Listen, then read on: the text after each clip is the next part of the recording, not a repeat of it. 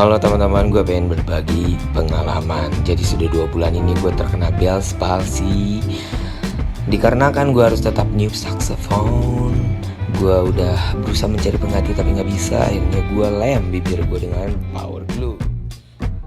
Sebuah video yang dibagikan Arif Fajar memperlihatkan seorang pemain saksofon mengelem bibirnya dengan lem super viral di media sosial. Pria itu menyebut dirinya mengalami Bell's palsy. Pria tersebut seorang saksofonis bernama Arif Fajar. Melalui Instagram pribadinya, ia terlihat menggunakan lem super pada salah satu sisi bibirnya sebelum tampil dalam sebuah acara untuk memainkan saksofon.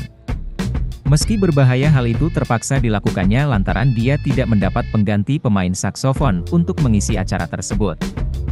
Sementara, Fajar menyebut sudah 2 bulan mengalami sakitnya.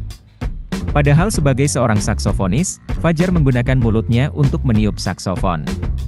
Akan tetapi, Bell's palsy menyebabkan sebagian bibirnya tidak bisa menutup sempurna sehingga tidak bisa memainkan saksofon dengan baik.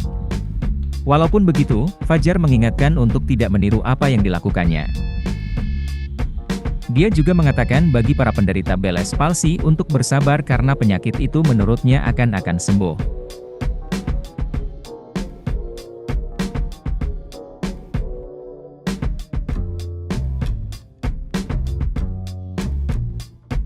Terima kasih sudah nonton.